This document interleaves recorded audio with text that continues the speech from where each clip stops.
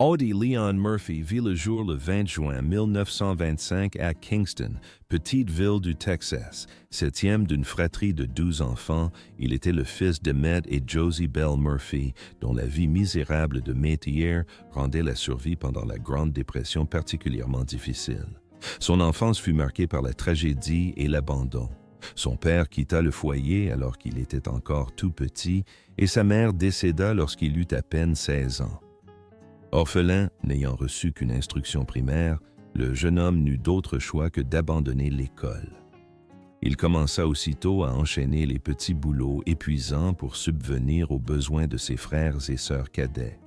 Ces épreuves terribles vécues durant son enfance forgèrent profondément son caractère, lui inculquant une force de caractère, un sens du devoir et une résilience à toute épreuve qui allait devenir la marque de son avenir exceptionnel.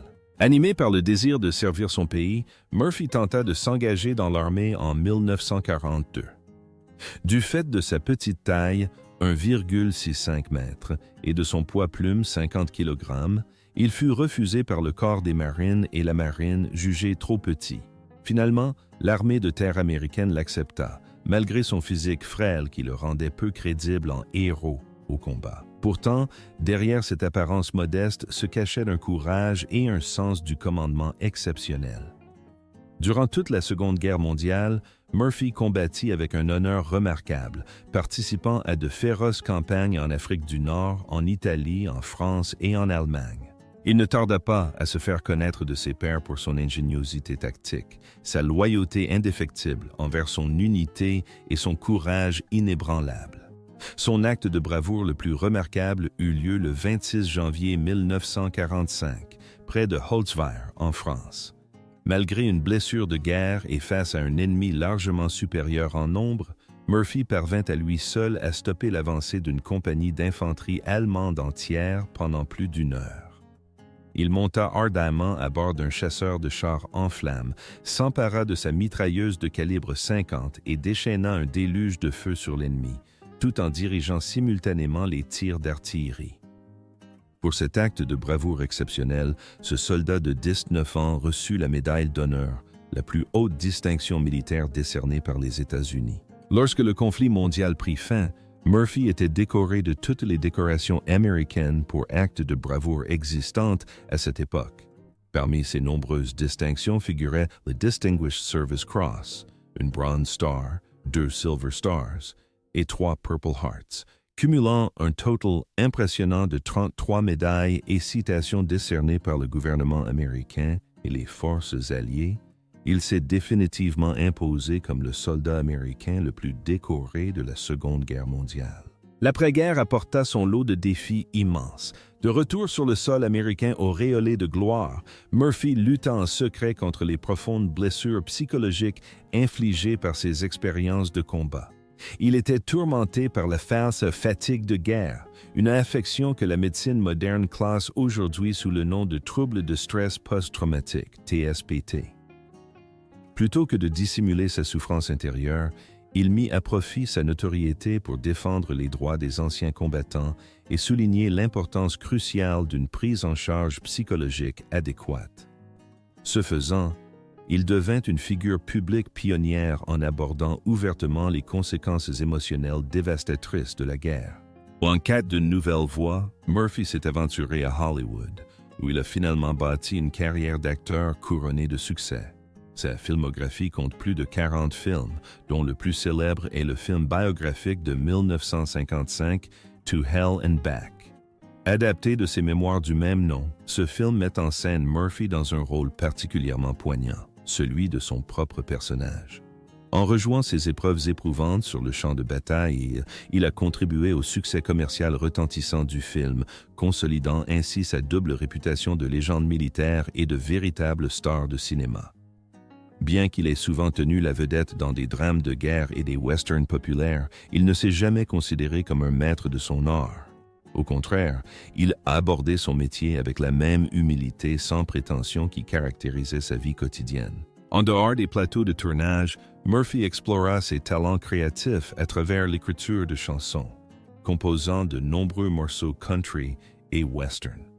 Plusieurs de ses compositions furent même enregistrés par des chanteurs de renom de l'époque, tels que Charlie Pride et Dean Martin. En 1957, les carrières hollywoodiennes de cette étoile montante prit un nouvel essor lorsqu'il décrocha le rôle inoubliable d'Utica Kid dans le western classique Night Passage. Aux côtés de géants du cinéma comme Dan Duryea et James Stewart, ce projet marqua un tournant majeur. Il prouva qu'il possédait le talent dramatique nécessaire pour jouer face à ses stars, ancrant durablement sa présence dans le genre western qui captivait le public du milieu du 20e siècle. L'année 1959 fut une période remarquablement productive et charnière pour l'acteur. Il éblouit les spectateurs en tenant la vedette dans 3 westerns distincts, chacun révélant une facette différente de son talent. Dans The Wild and the Innocent, il partageait l'affiche avec la charismatique Sandra Dee. Leur alchimie à l'écran insuffla une énergie vibrante à un récit centré sur la pureté confrontée à la nature sauvage. Parallèlement, Murphy élargit son influence dans l'industrie en travaillant en coulisses comme coproducteur non crédité du film en noir et blanc poignant Cast a Long Shadow. Sa collaboration avec le cinéaste renommé Walter Mirisch pour ce drame témoigna de l'autorité grandissante de Murphy dans le monde du cinéma, prouvant qu'il était bien plus qu'un simple acteur. Cependant, c'est son interprétation dans le thriller Haletant et Haletant No Name on the Bullet qui a véritablement captivé la critique. Dans le rôle sombre d'un tueur à gages, Murphy a livré une performance complexe et d'une grande profondeur. Le film s'était largement salué pour son atmosphère narrative envoûtante et l'interprétation intense de Murphy a considérablement renforcé sa réputation, confirmant son statut d'acteur principal extrêmement polyvalent et captivant au sein du cinéma occidental. Son influence artistique dépassait largement le cadre du cinéma. En 1960, il a conquis le cœur des téléspectateurs en jouant aux côtés de l'emblématique Thelma Ritter dans un épisode de la série télévisée Star Time intitulé The Man. Cette diffusion a mis en lumière son charisme naturel et son aisance dans le paysage télévisuel en pleine expansion, lui permettant de toucher un public entièrement nouveau.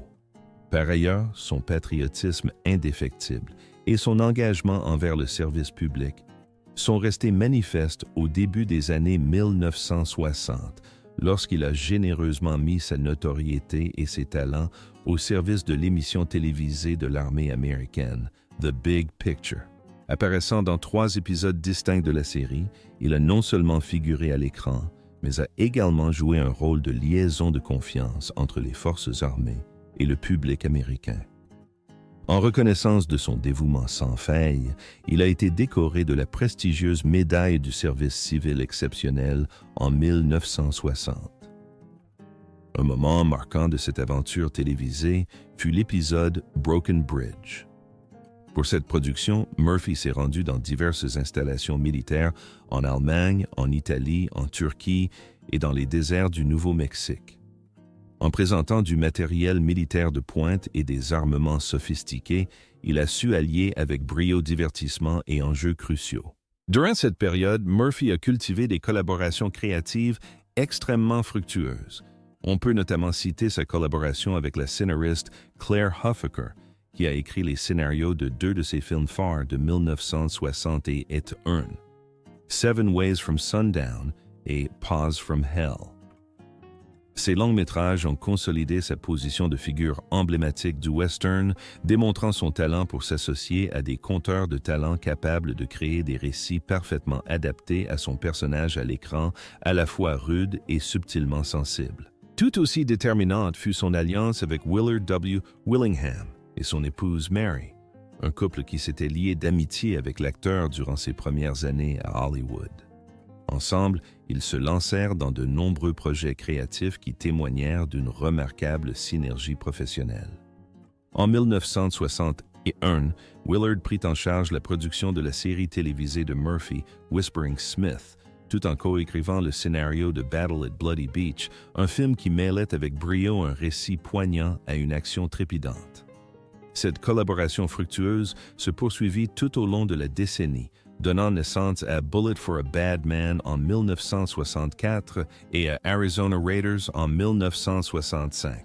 Deux films qui contribuèrent largement à l'empreinte indélébile de Murphy sur le genre western. Travaillant en parfaite harmonie, les Willingham ont également écrit le scénario de Gunpoint et rédigé celui de Quarant Guns to a Patch Pass en 1967, un projet qui allait devenir le dernier rôle principal de Murphy dans un western.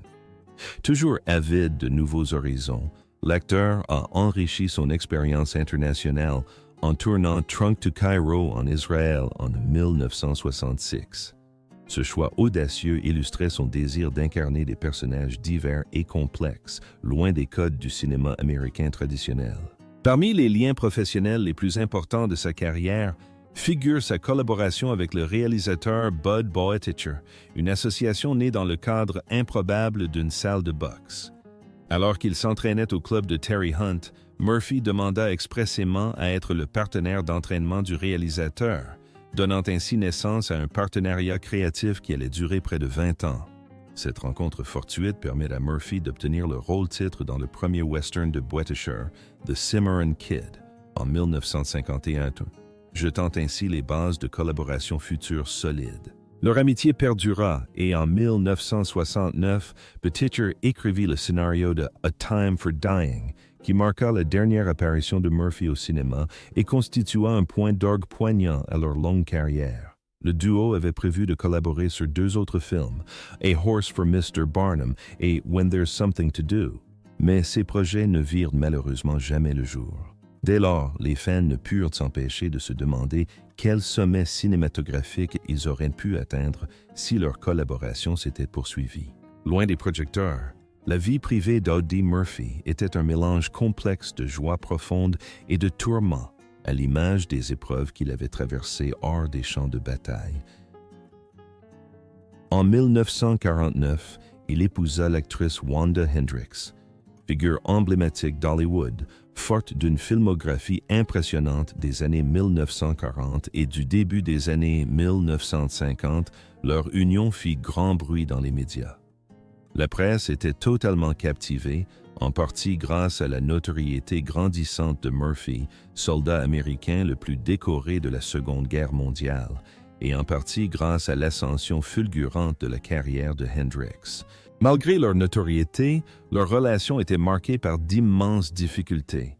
Les pressions intenses du monde du spectacle, conjuguées au combat douloureux et continu de Murphy contre le syndrome de stress post-traumatique, SSPT, pesaient lourdement sur leur foyer. Gérer une romance aussi médiatisée s'avéra trop difficile et, après 2 ans d'efforts pour sauver leur mariage, ils divorcèrent officiellement en 1951. Ce divorce marqua la fin d'une histoire. Histoire qui avait été à la fois une quête amoureuse et un spectacle public. Contre toute attente, Murphy se remaria à peine 4 jours après que son divorce avec Hendricks fut officialisé.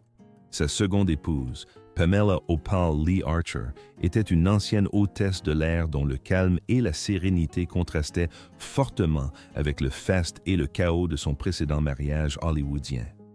Leur idylle s'épanouit rapidement et leur mariage précipité souligna l'urgence avec laquelle Murphy aspirait à une vie de famille stable. Pamela a su apporter aux héros de guerre le soutien vital et la normalité quotidienne dont il avait si désespérément besoin. Ensemble, Audie et Pamela ont bâti une famille qui a constitué le pilier de ces dernières années. Le couple a eu 2 fils, Terry Michael et James Shannon. Né en 1952, Terry Michael a par la suite poursuivi une carrière dans le monde du spectacle, perpétuant ainsi le lien familial avec Hollywood. James Shannon est né quelques années plus tard, et les 2 frères ont grandi sous l'ombre immense de la légende de leur père. Les garçons ont grandi en pleine conscience des triomphes spectaculaires de leur père et du lourd fardeau que ces victoires engendraient. L'union d'Audie avec Pamela s'est avérée bien plus durable que son premier mariage, lui apportant un bonheur personnel et un soutien familial plus profond. Pamela était bien plus qu'une épouse, elle c'était une confidente de confiance qui l'a guidée avec sagesse à travers le poids écrasant des attentes du public, de la célébrité et des traumatismes non résolus. Malgré les douleurs physiques persistantes et les cicatrices émotionnelles des combats, la famille Dodie a été un véritable pilier. La présence de ses enfants et la stabilité de son mariage offraient un contraste saisissant avec les bouleversements de sa jeunesse, apportant à Murphy une précieuse paix et une vie normale. Pendant des décennies, les circonstances exactes de la mort d'Audie Murphy sont restées nimbées de mystères, de questions sans réponse et de spéculations interminables. Si son ascension fulgurante d'un jeune fermier texan pauvre à une légende militaire immortalisée est largement connue, les événements précis de sa dernière journée ont toujours échappé aux historiens, à ses proches et à ses admirateurs en quête de vérité. Récemment, cependant, de nouvelles preuves médico-légales et des avancées majeures dans l'enquête ont enfin apporté un éclairage définitif. Malheureusement, la réalité ainsi révélée est bien plus sombre et troublante que quiconque ne l'aurait imaginé. Historiquement, le récit communément admis de sa mort était assez simple. Le 28 mai 1971, ce vétéran de 45 ans périt lorsque son petit bimoteur Aero Commander s'écrasa sur Brush Mountain, près de Catawba, en Virginie. Les rapports officiels du gouvernement conclurent que l'avion privé s'était abîmé dans le terrain montagneux en raison de conditions météorologiques extrêmes, d'une faible visibilité et d'une erreur de pilotage. Pendant des années, le monde crut qu'un tragique accident d'aviation avait coûté la vie à un héros national. Pourtant, les rumeurs et les soupçons ont surgi presque immédiatement. Alimentés par sa vie privée compliquée, ses problèmes de stress post-traumatique bien documentés et les bruits de couloir impliquant des individus louches qui cherchaient à le faire taire. Au fil des ans, des théories du complot élaborées ont prospéré.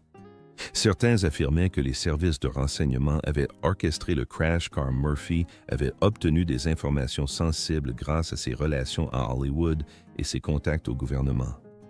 D'autres théories suggéraient que la catastrophe était un acte de vengeance orchestré par des associés hostiles ou un assassinat ciblé perpétré par le crime organisé. Ces hypothèses ont gagné en popularité car de nombreux détails clés sur le lieu du crash défiaient toute explication logique. Les enquêteurs ne pouvaient expliquer avec certitude pourquoi l'avion volait à une altitude aussi dangereusement basse au-dessus d'un terrain hostile, ni concilier les témoignages contradictoires des pilotes ou la disparition inexplicable de pièces essentielles de l'épave. Pendant des décennies, ces lacunes béantes dans la version officielle sont restées irrésolues. Bien que sa famille ait fermement rejeté les rumeurs d'actes criminels, préférant considérer l'événement comme un tragique accident, l'absence de preuves concrètes a maintenu la vérité hors de portée. Ce mystère persistant a jeté une ombre sur sa mémoire, amenant beaucoup à se demander si le soldat avait trouvé la mort de façon préméditée plutôt que par simple malchance. Récemment, une équipe d'enquêteurs indépendants, s'appuyant sur des technologies médico-légales modernes et des documents gouvernementaux récemment déclassifiés, a entrepris un réexamen approfondi de l'accident.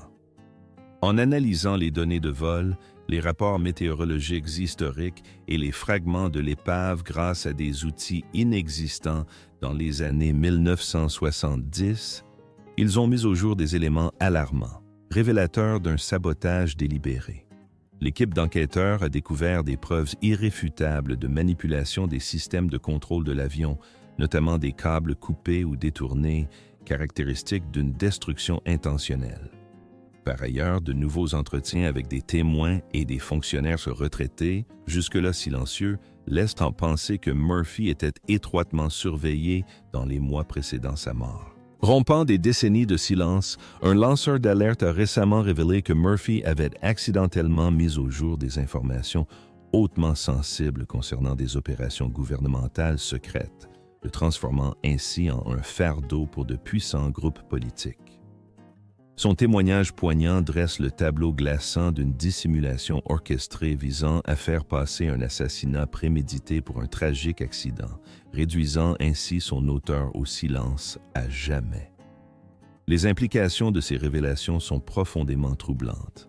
Audie Murphy, homme universellement reconnu pour son courage et son altruisme sur le champ de bataille, semble avoir été trahi en temps de paix par des forces intérieures déterminées à l'éliminer.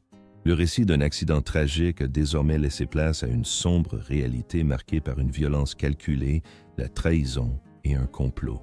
Cette sombre vérité bouleverse profondément le souvenir de ces derniers instants, transformant l'image d'un héros victime du destin en celle d'un homme pris au piège d'un réseau mortel d'intrigues politiques. Le traumatisme subi par la famille de Murphy est immense. Après des années de deuil et d'interrogation, elle est désormais confrontée à l'horrible réalité d'un meurtre, exigeant une enquête publique approfondie et que justice soit rendue à ce patriote qui a tout risqué pour sa nation pour finalement être trahi. Experts militaires et historiens réévaluent son héritage, cherchant à comprendre comment cette nouvelle compréhension s'inscrit dans le contexte paranoïaque de l'Amérique de la guerre froide. En définitive, la résolution de l'affaire Audie Murphy n'apporte aucune conclusion. Au contraire, elle soulève une multitude de questions douloureuses sur le pouvoir, la confiance et la trahison. Ce qui fut longtemps considéré comme une simple tragédie se révèle désormais comme un sombre rappel que même les héros peuvent succomber à des forces obscures, bien au-delà du champ de bataille. Si les circonstances exactes de sa mort resteront peut-être à jamais un mystère, la vérité troublante qui a enfin éclaté jette une ombre inquiétante sur son héritage héroïque.